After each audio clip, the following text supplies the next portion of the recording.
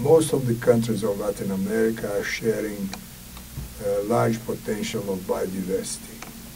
Those who are members of the so-called Amazon region, about 9 countries, have today the largest resource of fresh water in the world.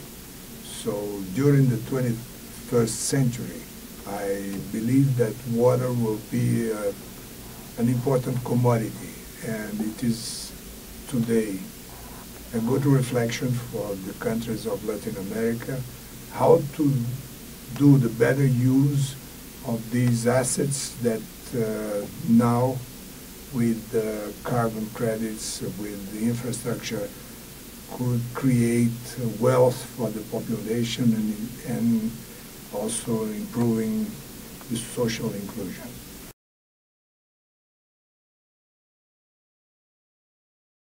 There are good experiences in the region in terms of clean energy, hydroelectric production, the products for alternative biofuels.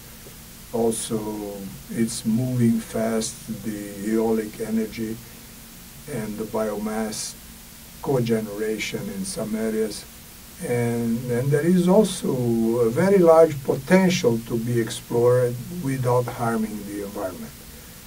For instance, binational cooperation in hydroelectric power plants, or the integration of the transmission lines like Brazil has today with Argentina, with Bolivia, with Paraguay, that could enhance the savings of natural assets. If sometimes one country needs more energy, sometimes due to the rainy season, the other country has these necessities. So the integration of logistics and infrastructure, it is also a good opportunity.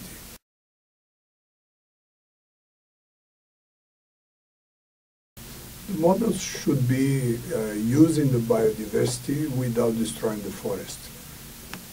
The tree can have better value up than down, and that is proven by several initiatives in Brazil and other countries that could be replicated.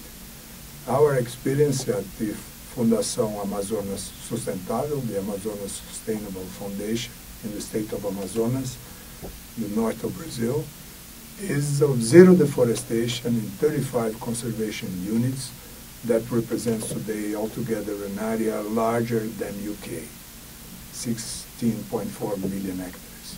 We have 10,000 families living along the rivers, and they signed for a program of zero deforestation, and they receive technical assistance, a monthly allowance, in order to implement methodologies of production chains in nuts, fruits, fisheries, fibers and rubber, and also carbon credits that could come when the agreement of RED will succeed, hopefully, in the next COP16 in Cancun.